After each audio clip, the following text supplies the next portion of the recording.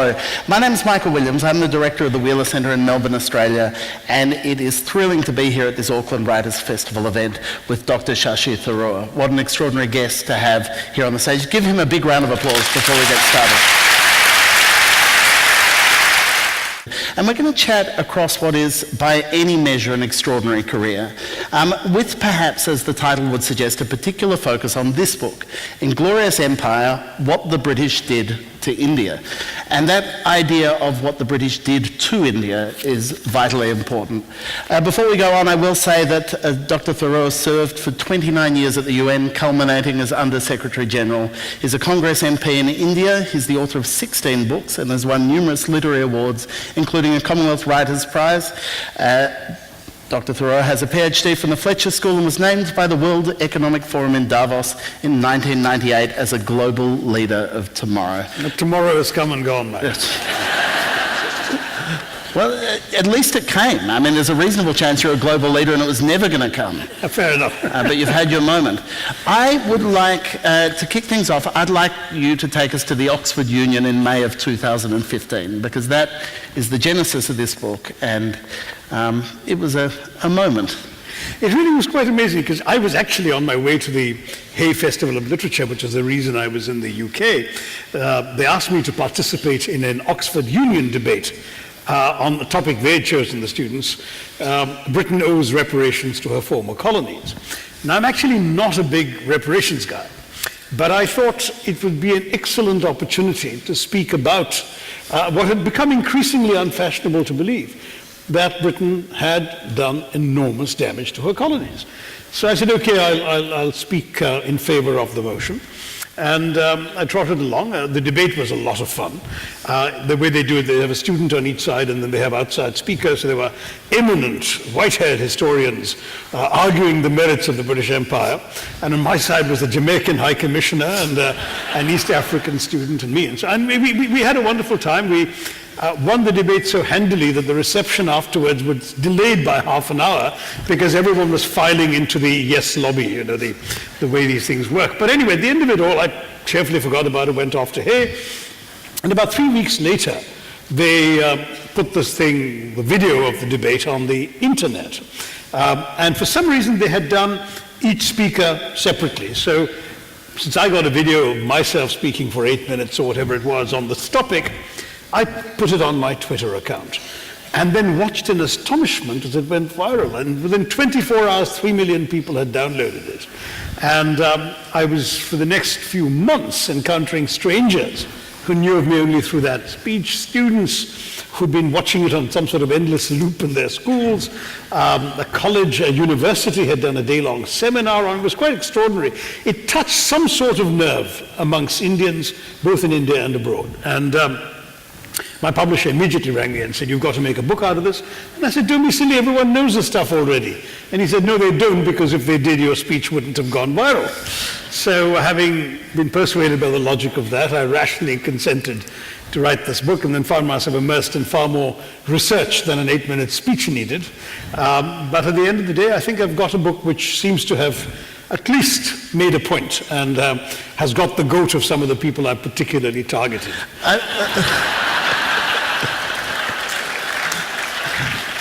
That is exactly the thing I was going to point towards, was the getting of the goat. Because after a distinguished career as a diplomat, and you've even reflected on this in some of your other books, there are things you wouldn't write about, there are things you wouldn't say, because when your employer is the United Nations, this is not something you can do.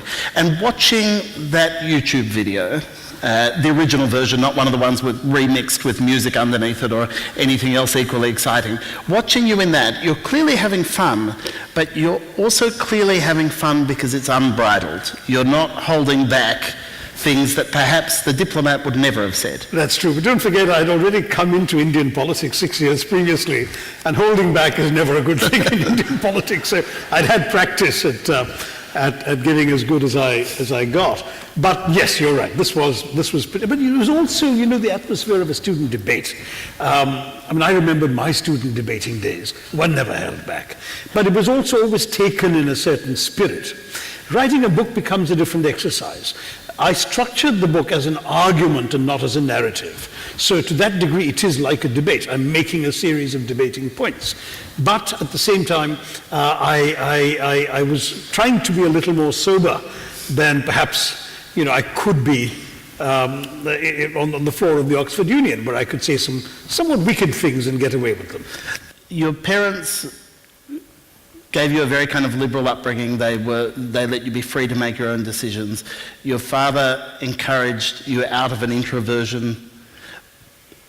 Did that partly come about? I understand you had very bad asthma as a child, so you couldn't pursue your own love of cricket quite as much as you otherwise might have. That's right. Yeah, I was a pretty grim asthmatic. I think when we moved to India, I was 2.5, and I think somehow, having been born and brought up in that awful climate the British call theirs, I came to India and my system sort of reacted rather badly to the new environment, and I was an extremely severe asthmatic throughout my childhood. And those are the days before inhalers and so on, where one was taking very powerful tablets and otherwise having to end up sitting up all night trying to stay awake. It made a reader out of me, for one thing, because you can't sleep and you can't play and you can't do very much else.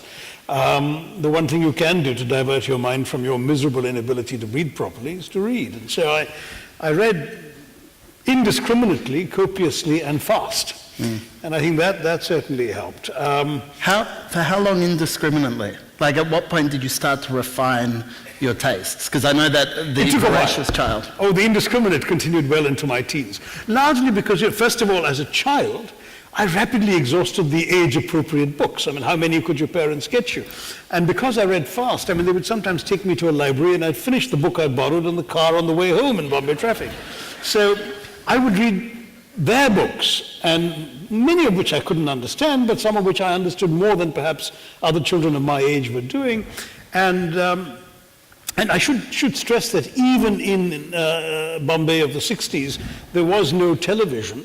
And of course, computers and mobile phones and Nintendo weren't even a gleam in their inventors' eyes. So books were it. I mean, that was all I could do. If I wasn't reading them, I was playing book cricket with them, which is a sport that has sadly fallen into disuse, where you make up imaginary teams and open the pages of a fat volume and look at the last digit of the page number, and that's the score of that particular ball. It was a terrific sport. I am completely confident if we invited this theatre of people to play book cricket now, it would go bananas. Someone go get the fattest book you can from the bookshop. We're going to play. That's right. Just to play book cricket with. What an amazing imaginative world. But it led to writing for you very early. I understand your first published story was at the age of 10, and it was called Operation Bellows, and it was inspired by the Biggles books. That's right. Now, Operation Bellows is actually not my first published story. I had a story before that in the Sunday edition of an Indian newspaper. I'm sorry to imply you were so lazy. I'm sorry to imply you were so lazy that you waited till 10. Till 10. No, that too was when I was 10, but this Operation Bellows was my attempt at a novel, believe it or not. With hindsight, I realized it wasn't long enough or good enough to be called anything, but I think the editor was a rather benign Englishman. Decided that there was something quite astonishing about this 10-year-old churning out, war fables featuring an Anglo-Indian fighter pilot inspired by the Biggles books. And so he serialized this thing in 6 parts, and the first part appeared the week before my 11th birthday, so I just made it under the 11 barrier. And the thing is, as a child I was writing, obviously, in a very imitative fashion about things similar to what I was reading. So when I was 6 and I wrote my first handwritten short story, it was entirely Enid Blyton-esque, because she had all her famous five and her secret seven. Yeah. So I had my 6 solvers, and they were going off to Indian villages to solve mysteries in much the way in which these English kids were going off to English villages. Sadly, those stories are lost forever, and they were never published, but my dad got them typed up and circulated them to friends, and it helped me start to believe in the possibility of myself as a writer, which is indeed what then made the more serious writing possible with time. I'm fascinated in that hybrid of cultures going on in there. It's very much an English tradition you're clearly reading in. It's Blyton, it's Biggles, and yet you're applying a kind of Indian lens to it. How conscious was that? How much were you aware of these two kind of heritages, the place of your birth and the place of your parents in your childhood? You know, it's a very, very interesting contradiction the people like me at that time were inhabiting. I was born after independence. We didn't have too many Englishmen around, or women, to cast their judgmental eye on our use of their language. But there we were in Montessori singing, about Santa Claus and his sleigh riding through the snow. And we'd never seen snow in our lives, and could barely imagine a sleigh, except, of course, from the illustrations. And at some point it was difficult not to be conscious of the incongruity of it all.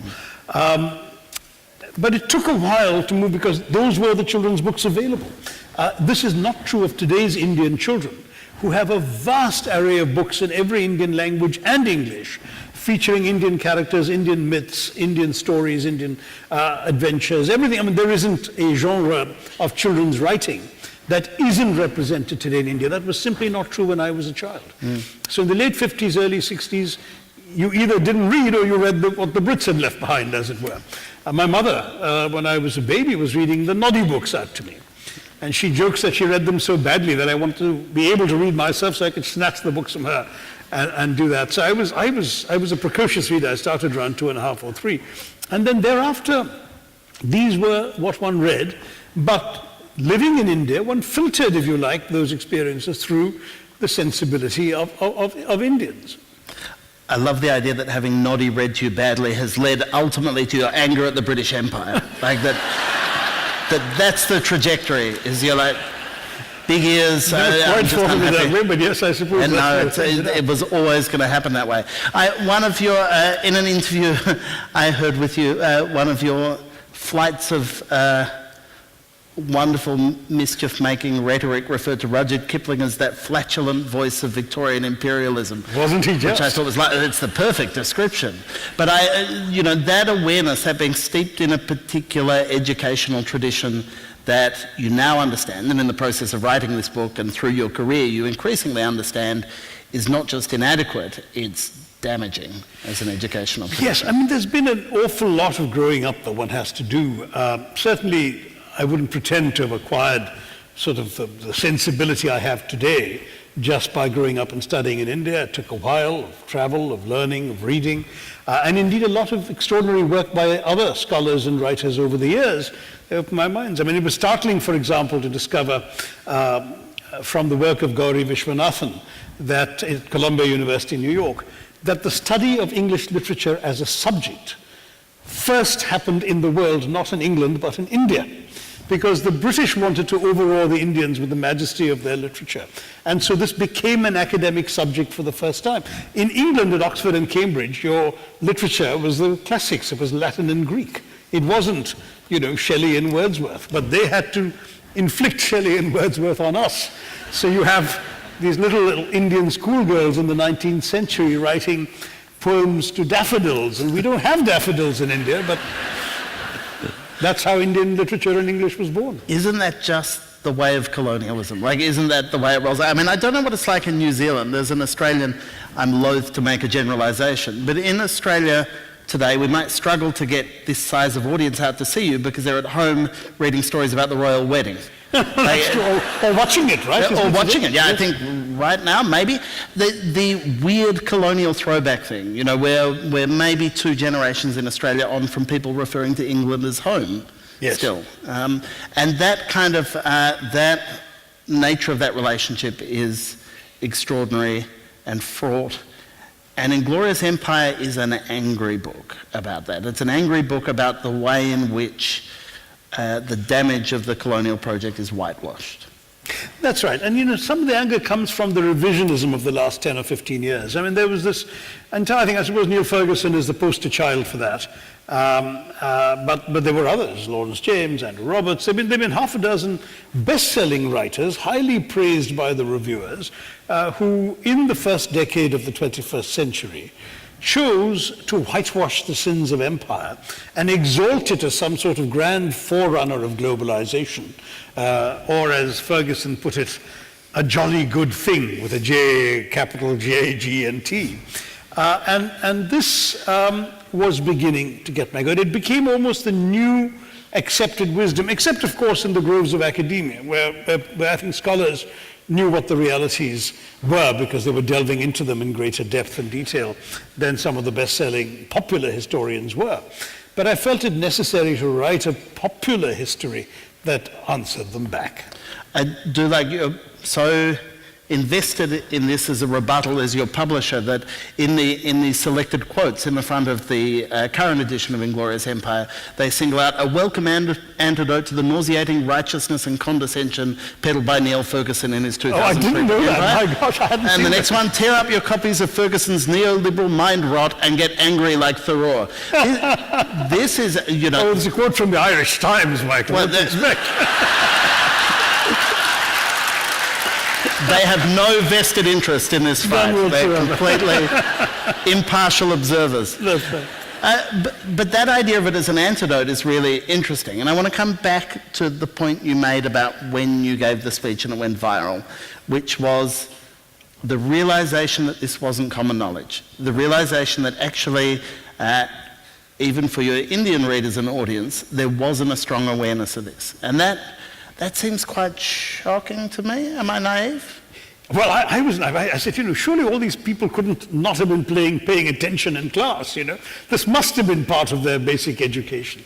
But it wasn't. And I realized that perhaps I had read well beyond the curriculum in school and acquired perhaps more of an insight and more of a point of view than the rather bland way in which our history had been taught had left many people with.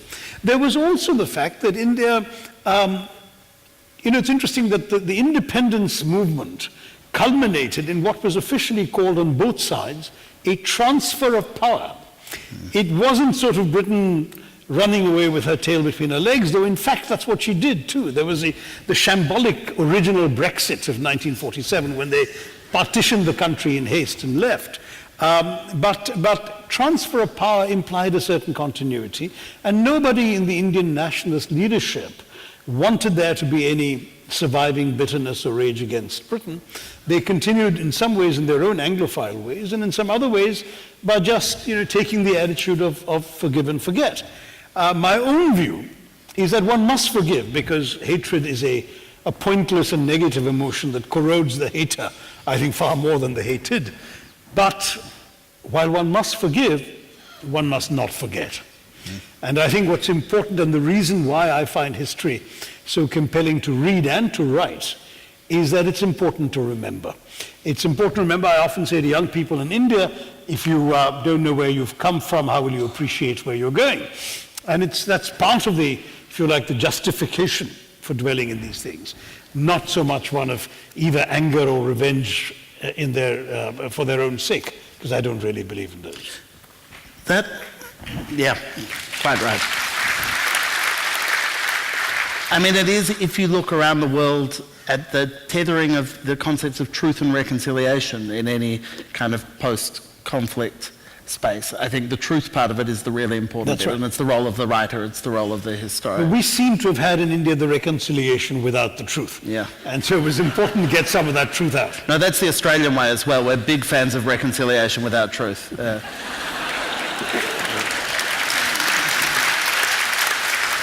I have discovered that if I bash Australia in Auckland sessions, the audience is on side so quickly. It's amazing. Such a safe bet. I am interested though because, I mean, the thing about Inglorious Empires is the original title for it was An Era of Darkness, which is an altogether more forbidding framework, I think, than the play. Well, that was the title I gave the book in India, and it had echoes of various things. The whole notion of darkness, which I thought was important because the British kind of acted as if they were bringing enlightenment, quite literally, to the dark, bearing the darker torch parts and of the often world. the sword. To quote Exactly, Conrad. and it was also a bit of a dig at a rather celebrated book called An Area of Darkness, which was Naipaul's takedown of the India he was disillusioned at encountering in the early 60s. And to my mind, it resonated well in India. The British publishers came up with an alternative title, to which I did not object, because their argument was that An Era of Darkness could be about anything. This says to the British reader exactly what the book is about. So I said, fine, Inglorious Empire, and that is the title that the Australian edition, the American edition, and so on have stuck with. And I asked the Indian publishers, do you want to change yours too, so we just have one title around the world? And they said, no, we're very happy with An Era of Darkness. It's actually been my best-selling title of all time in India, so why complain? The part of the argument you frame, and we'll get to the kind of horrific violence in a moment, but is about the what was lost through the British colonial project, what was stolen even, and it comes back a bit to the debate being around the question of reparations. And you say, and I'm going to have misremembered the figures here, but at the beginning of the 18th century, India accounted for, was it a quarter of the... 27% of global GDP in 1700, and as late as 1800, 23% of global GDP. The first number, it was the richest country in the world, but the second number, it was the second richest. And then independence, it was down to 3%? 3%, and a poster child for third world poverty. The British had left us with 90% of the population living below what we today call the poverty line. So it was a pretty grim transformation. The result of exploitation, of loot, of rapine, of maladministration, you name it. But of course, there are others who will disagree, and I've always said that you're entitled to your own opinions, you're not entitled to your own facts. So find the facts that will repudiate me, and I'm happy to listen. I think Neil Ferguson's next book is called My Own Facts. So. Well, he has written to me promising a savage review. It hasn't appeared yet, but I'm suitably braced. It is waiting for the facts to align, I think, is the way. But I mean, that's the kind of illusion from the history books that is only possible if, as has so happened in colonialism, if you pretend that what was there before was not developed, was not a fully sophisticated, developed society, right. If you engage in a kind of idea of primitivism outside the English project. And you make the point in your book, you can go back as far as Pliny to see the evidence of Indian the highly influence. Sophisticated civilization, the world's leading exporters of cotton, fine cotton, muslin, and linen for 2,000 years.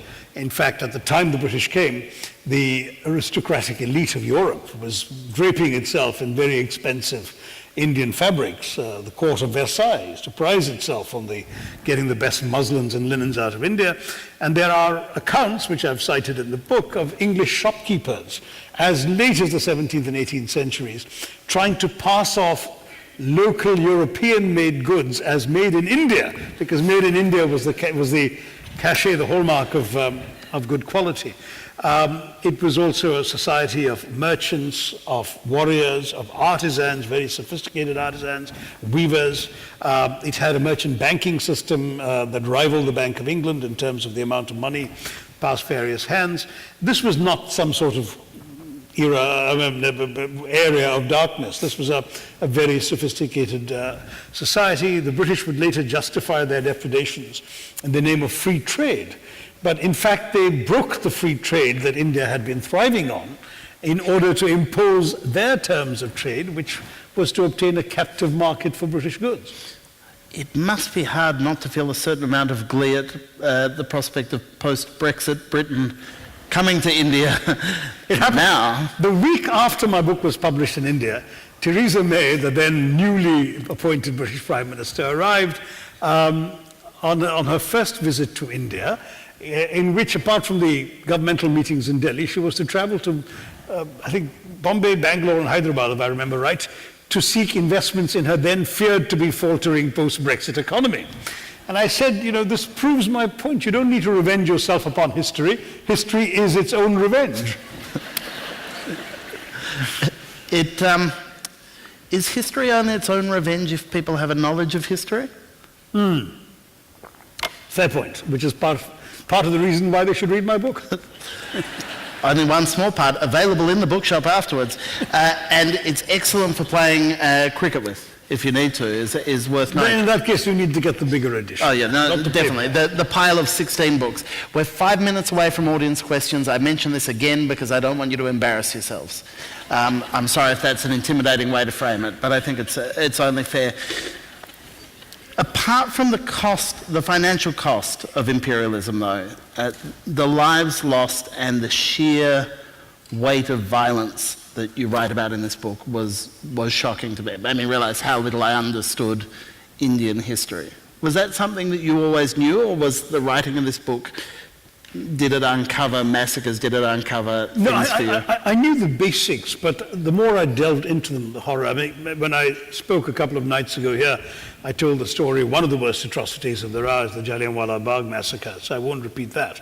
But one thing I didn't talk about then, which is worth mentioning today, is my realization of the extent to which the famines that absolutely laid India waste were the deliberate result of British colonial policy. Not just land policy and the deprivation of the tenants and the peasant farmers from the lands they actually tilled and allocating them to landlords and all that. That's fine. I mean, that happens. There are unjust arrangements in various places, and the British did their unfair share of them. But what was striking was it was deliberate policy based on three principles. Number one, if there is a drought and there aren't enough crops, it is absolutely no impediment to buying up whatever crops there are in order to fill the bread baskets of London, because that's what the free market principle teaches you. And if that, as a result, drives up whatever little remains, the price of it, to a point where the starving people can't afford it, too bad, laws of the market. Second, the Malthusian principle. If there are more people trying to live off the land than the land can sustain, then people must die. That's normal, that's fine. And third, Victorian fiscal prudence. Thou shalt not budget for charity, because charity simply encourages idleness. So the result is that you actually have a policy that caused the loss of life. From almost as soon as the British took over Bengal in the 1770s, when there was a horrendous famine that killed 6 million people, at that point a third of the entire population, right up to the Second World War era, when Winston Churchill took deliberate decisions that cost the lives of 4.3 million Bengalis. Throughout that period, 35 million Indians lost their lives totally unnecessarily because of deliberate policy. And when people of conscience tried to help, the British actually threatened them with deportation because charity was disapproved of. When work camps were set up in response to public pressure from England, the rations provided in exchange for work, not for idleness, was lower than the rations the Nazis gave the Jewish inmates of Buchenwald before they were sent off to the gas chambers. When Churchill was told by conscience-stricken officials in Calcutta that his policies were killing people and could he please revise his decisions, not, for example, to allow ships from Australia to unload their wheat when they were docking in Calcutta, but he ordered them to sail on so their wheat could bolster the buffer stocks in the event of a possible future invasion of Greece and Yugoslavia. And he actually said, the starvation of anyway underfed Bengalis matters much less than that of sturdy Greeks, and many other racist comments. And when British officials said, you can't do this, this is wrong, people are dying, the figures are crossing 4 million, what does he write on the margin of the file? Why hasn't Gandhi died yet? And this is the man the British want us to hail as an apostle of freedom and democracy. I'm sorry, it won't wash. Damn right.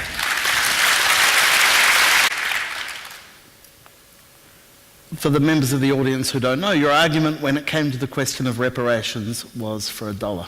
Well, a symbolic £1 a year, I said, for the next 200 years, to keep reminding them of the case for moral atonement rather than... Because, as you say, it's a nonsense to put an actual value on it. How can you put a value on the lives lost? Yeah. So that moral atonement, I mean, you've touched a bit on the response to the book in India. Leaving aside the Neil Fergusons of this world, has there been a response from your British readership to it? The book has done surprisingly well in Britain.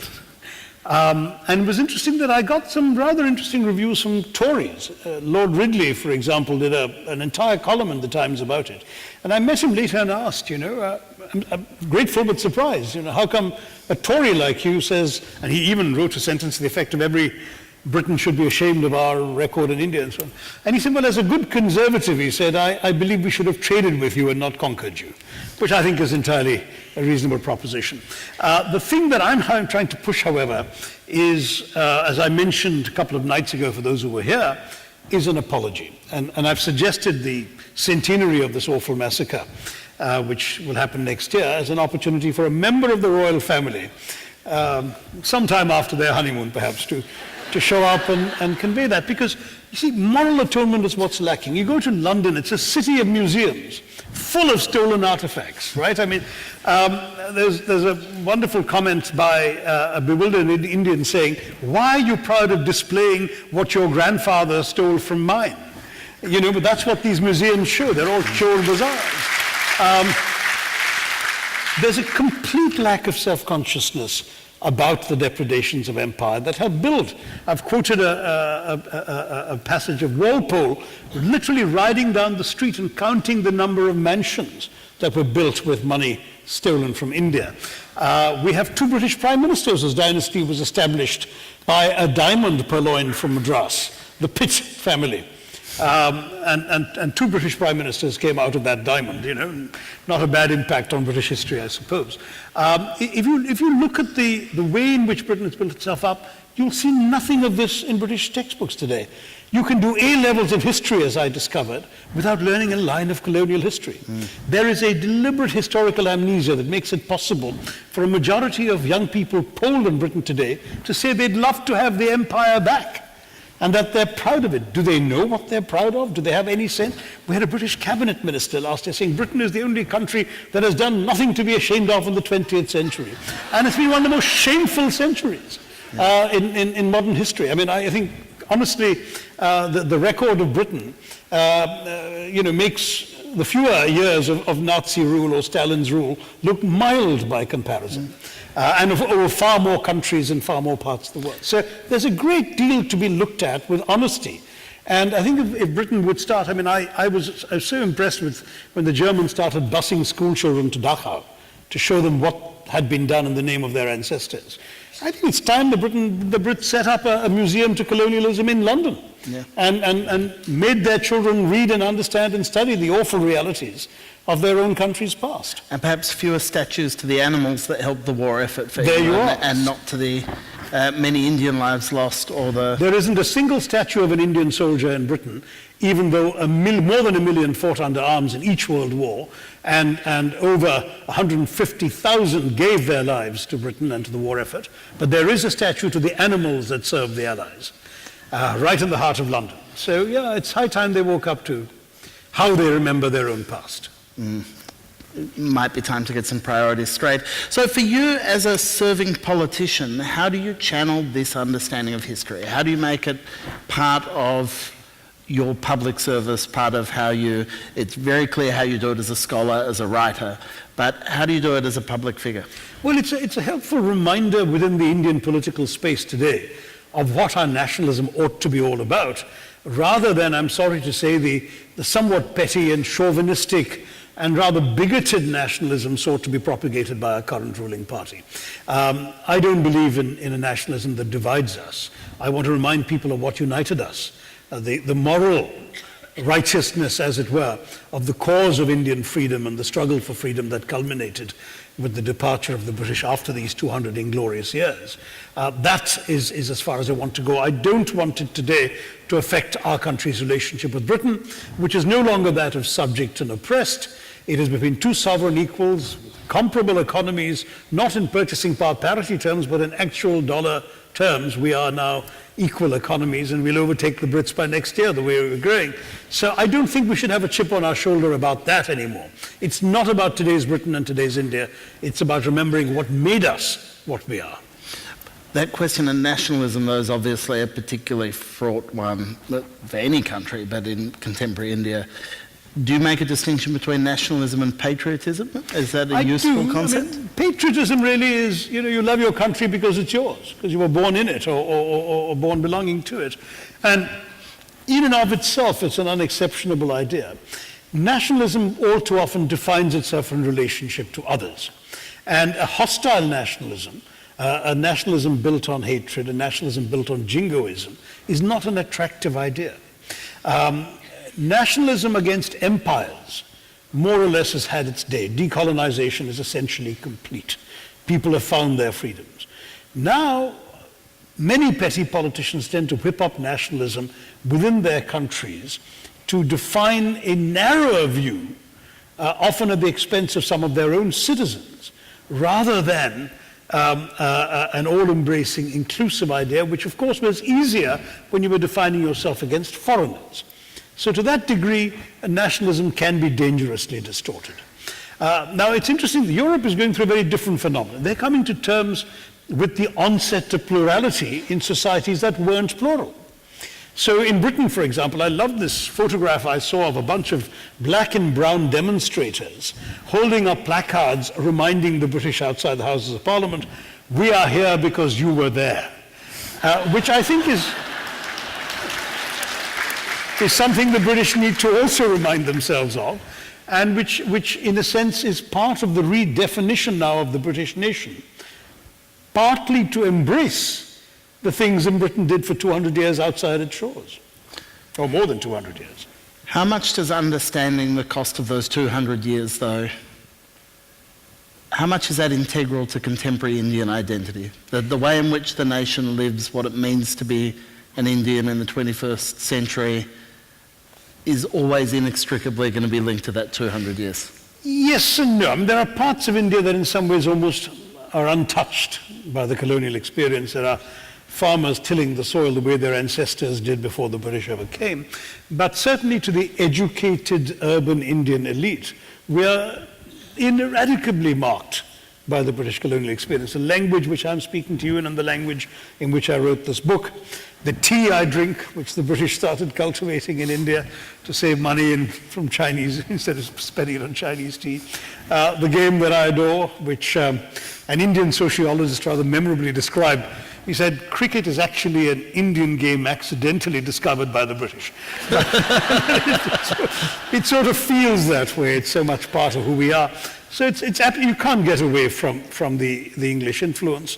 And in many ways, it's true to say that the English language opened up a certain intellectual world for us that made possible the critique of the country from which that language came.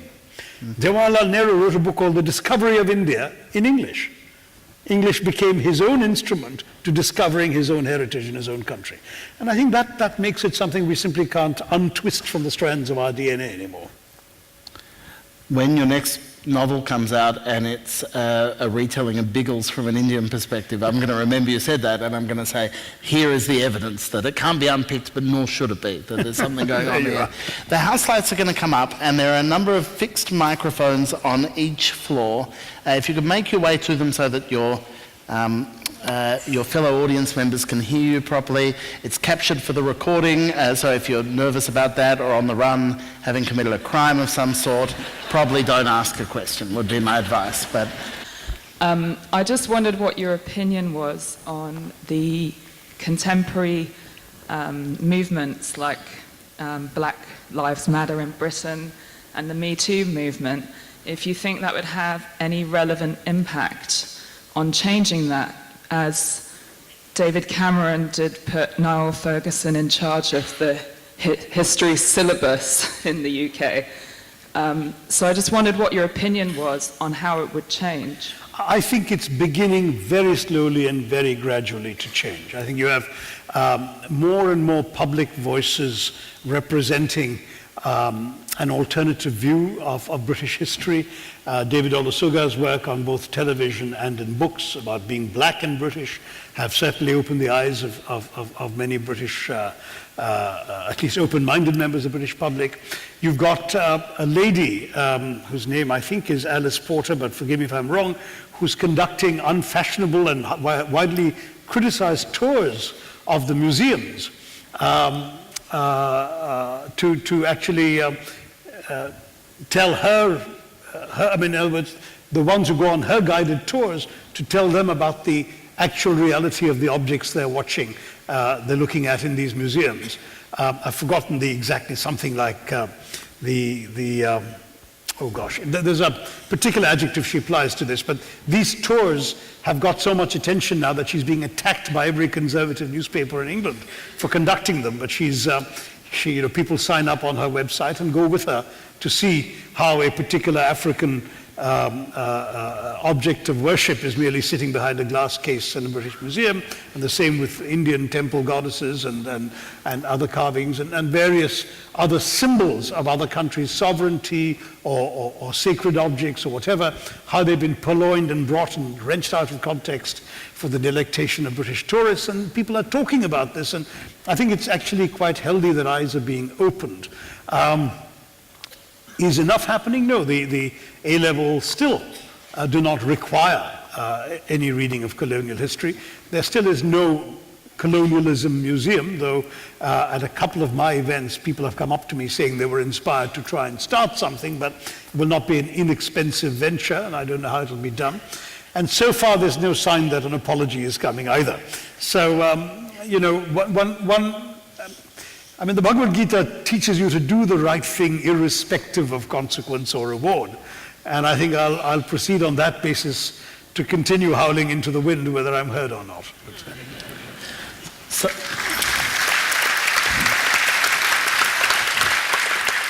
those examples the questioner gave about kind of grassroots campaigns and their success, is there an emerging generation of politicized young people in India at the moment? Are you seeing in India, comparable yes. things? India is a highly political environment, as you know, Michael. Each generation seems to get politicized and then often rapidly disillusioned afterwards, but that's part of the price one pays for growing up. But I'd say that yes, there is, and this is not the issue that agitates them most, though the speech was popular and the book has done well and I have an audience there, but this is not, I'd rather stir them up towards a more inclusive politics in India than worry about the past. But I would like young people in Britain to wake up a little bit to all of this, and that frankly has not happened very much. A Labour Party MP has taken out or introduced a draft resolution in the House of Commons calling for an apology. I don't know how many co-sponsors he's found or whether and when his resolution will be debated. It hasn't happened yet and was reported a few months ago, so I don't know. But this is a debate that ought to be happening in Britain.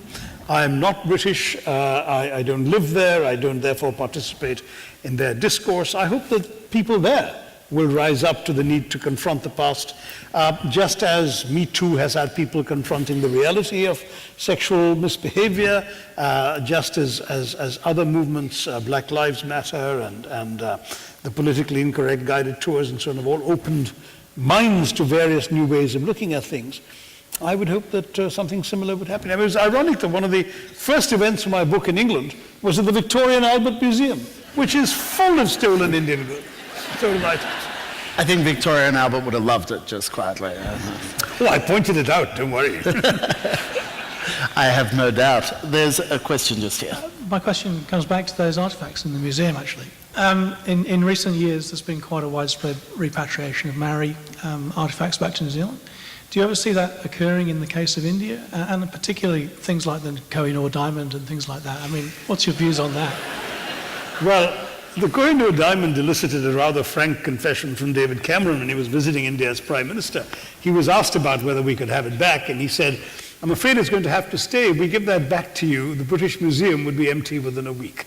And that's actually the big problem the British face, that literally almost everything they've got there was purloined. There's almost nothing in any of the major museums of London that were legitimately obtained, though some were coerced as gifts, including, ironically, the Kohinoor, where the 14-year-old son of Maharaja Ranjit Singh was instructed to hand it over ceremonially to Queen Victoria, which he did and bitterly regretted doing and wrote about it later. But the fact is that the British are unlikely to open this particular Pandora's box, because there would no longer be, once you establish one precedent, there would no longer be any possibility of stopping and of shutting the floodgates. So that is the big problem we have. Now, there are various ex post facto rationalizations being offered, including the interesting one that even if these were all stolen once, we've had them for so long, we looked after them so well, they couldn't possibly be looked after so well in a developing country, so let's keep them. And there are even people I mean, I've had a letter from an Indian just quite recently saying, look at the woeful condition of our museums and the way in which we treat the objects we ourselves have. Why would we want to get anything back from Britain when we couldn't look after it as well? And my answer is, of course, we want to get it back because it belongs to us. I mean, it's as simple as that. And how we then treat how it belongs to us is, of course, a reflection of our limitations and our failures, but it's ours. I mean, that's the key question that we have to understand. What is cultural patrimony? Who owns the sacred objects of a particular faith? Who owns these items? Those who've actually taken them away, very often by force, or those amongst whom it was created, or for whom it was made, and by whom it was worshipped, depending on the object in question. To my mind, there's no debate about it, and UNESCO hasn't even got a convention on the return of cultural patrimony. But to those who are holding on to these things, particularly the British, there is a profound reluctance to acknowledge this. We're seeing a small breach in the wall with regard to those items seized from Jewish families in the Second World War. A number of countries have now quietly begun returning to the descendants of those families priceless works of art, jewelry, and so on, purloined by invading and occupying forces, and of course principally by German officers, of many of these things. And the question that one can legitimately ask is if it's right to return these objects stolen 75 years ago to their rightful owners or their descendants, why is it not right to return something purloined 150 years ago? Where do you draw the line? And I think the debate is not over yet. There is certainly a bit of a movement about all of this. And there was an article I just tweeted yesterday, if any of you are on social media, that I read, by an Indian writer who begins rather offensively, I must admit, with the sentence, has the Archbishop of Canterbury talked to the Queen about the commandment that says, thou shalt not steal?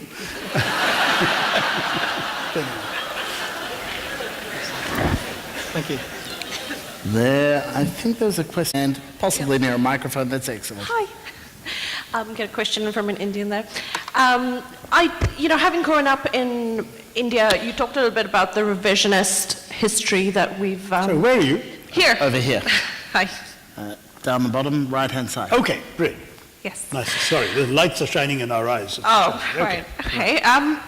Well, I was just curious, growing up in India, the version of the Indian independence movement that you see is quite heavily edited. In fact, the first real clear version of the Bengal famine as the Bengali, I sort of derived from your essay. So my question is, what role do you think a formal reconciliation process like the TRC Commission, I'm thinking of that sort of, might play in having a sort of unified understanding of what happened, a true acknowledgement of the past? I mean, is a reconciliation process the way forward? And if not, what is?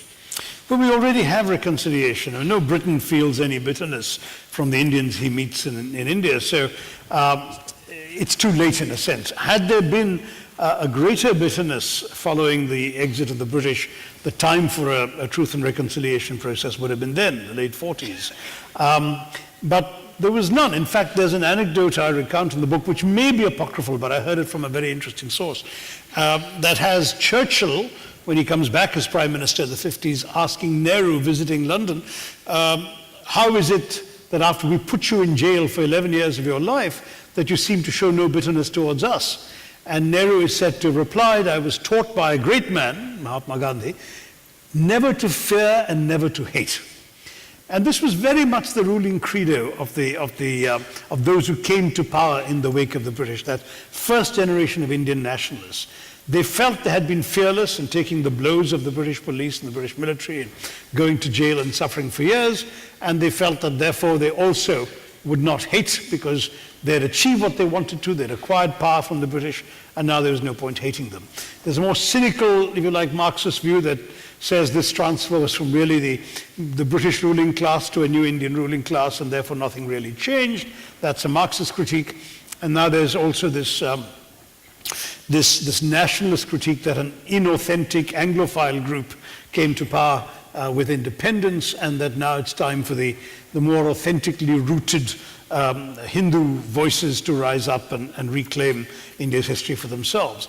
I don't particularly want to step into any of those maelstroms. I think if people are prepared to read books like mine to expand their historical understanding, I genuinely think that would be a good thing, just to have a broader view of what went into their past. And I realize, as you've just said, that a lot of what is taught as history is rather bland and perhaps unexciting and not terribly informative, even within India today. But I don't see much point in making a huge song and dance about it. 70 years later, we have so many vital issues now to face in India, for India's people today and for our future tomorrow, that all I want on this is the forgive and forget message, forgive and don't forget, and then I want us to focus on the future in trying to make something better for ourselves, and of course avoid some of the pitfalls that laid us waste in the past.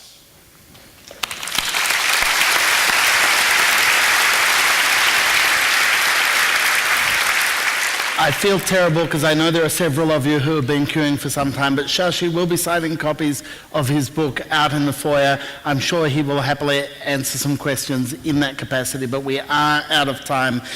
Inglorious Empire is dedicated to your sons, and you say their love of history equals and knowledge of it exceeds your own. I suspect you're being modest there, but I'm confident that our understanding of it is greatly enhanced by your extraordinary writing and your extraordinary career. Please thank Shashi Tharoor.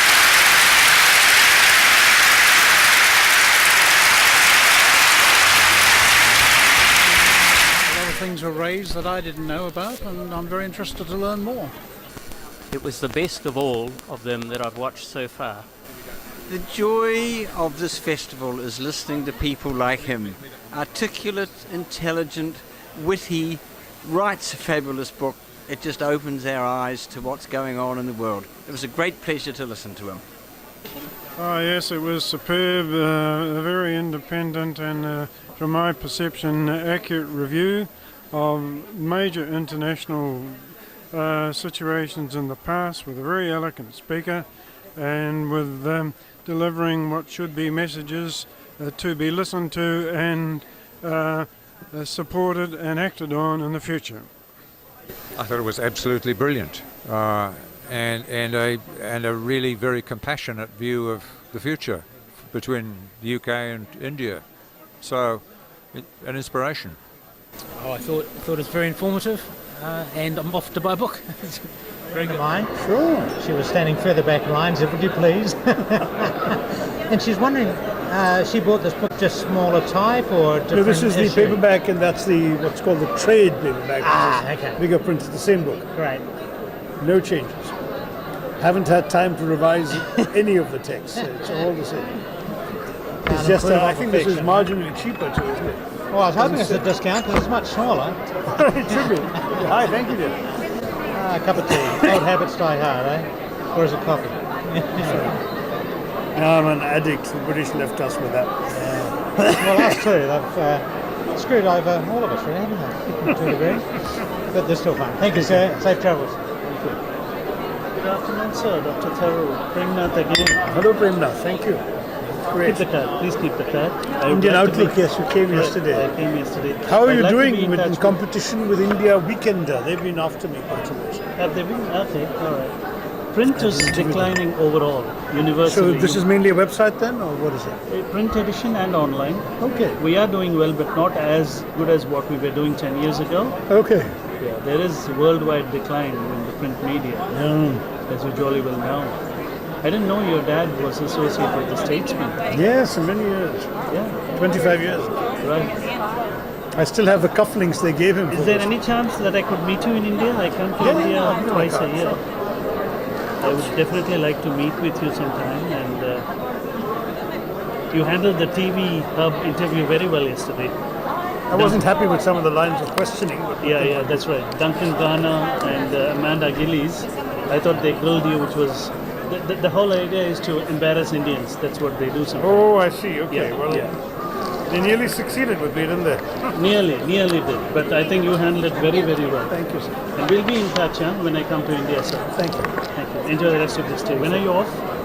I am off. When am I off? Gosh, in a few hours this afternoon. A few hours. Evening Have a flight good to Kuala Lumpur. Thank you. Have a good trip. Go with pleasant memories. Dr. Tharoor, I'm a fervent admirer of you. I wanted to ask you a question. I even got up, but I just didn't get the opportunity. We can ask while you're talking. Oh yeah, Rita. My name is Rita. So my question was about this description that you have of India as not as an underdeveloped country, but a developed country in the context of its historical, etc., etc. But you've used this word decay, and I just wanted to ask you, like, if that be true, then what kind of future does the Indian youth have? No, first of all, I stress that was written in 1989. It was published in 1989, written a year earlier, when the decay was much more apparent. There's been a serious revival since, and particularly with the liberalization of 91 and so on, India is much more back to life and reviving. So in fact, the young people have a lot going for them. There are far more options now than we had when I was there. So but it's just that it's so prominently there in the Great Indian Novel, 1989. Haven't said it since. Yeah. All the best, Rita. Thank you. Hi. How are you? How are you both? Nice. Rajul, sorry. Oh, I think that. Rajul, okay. Yeah. So you got the book in India? Yeah, last year. You live in India or here? I live here, born here, so. So you will visit. Oh, sorry, we need a photo. Can we get a photo? I'll come on the other side. Can we come on the other side? Sure. That's all right. When do you fly back? And Ina. Yes. Is Ina short for something or is the name actually Ina? No, just Ina.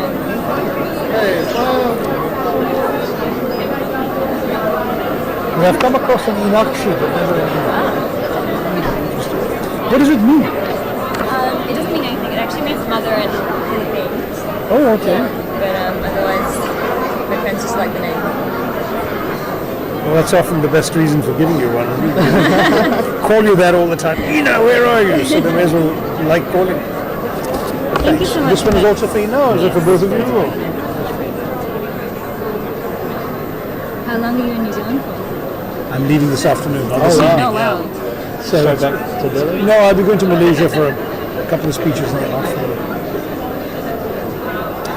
Kuala Lumpur. It's been such a pleasure seeing you here. Thank you, Rafika. I'm a writer and an artist. In fact, I've just been asked to do an article, a review for your session here. Oh, that'd be so nice. Yeah. I'd love to see I was that. there for the first session as well, and it was so good that you brought up the Jallianwala issue, because the people next to me were like really, especially because the ones before had been all hilarious. So how have you been finding the experience there? Wonderful. Great festival. And Very well organized. and from the perspective of the colonial, I think the people's eyes have been open. The feedback has been terrific. there has been, because they themselves juggle with the Maori and the That's right. issue That's even been so far mentioned. crown, especially because the crown still exists here. So, The line's a bit long, Rafika. I'll have to say bye. Lovely. Thanks. Thank you.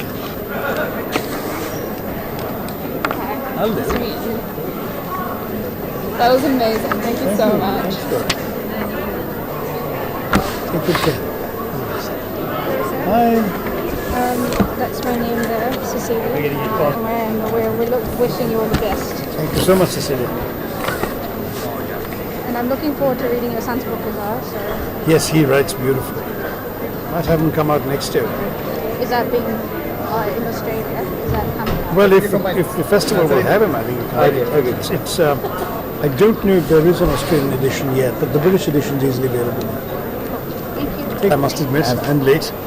I'm from Kerala and we run a newspaper here too, so he's our photographer. Which newspaper is this? Indian Newsweek, the oldest one here. We didn't know that you were, our editor missed the boat. Yeah, Interview you. Yeah. Thank you. Hello. Shivana, nice to meet you. Nice to meet you. That's So who's actually Shalini? It's my sister. Oh. I think I got the last copy in the shop here, so I have to give it to her. Where does she live? Yeah. Oh, okay. She heard your talk as well, and she just had She something couldn't else stay. to go to. Nice to meet you. Likewise. Thank you. Last words for auction. Stay beautiful.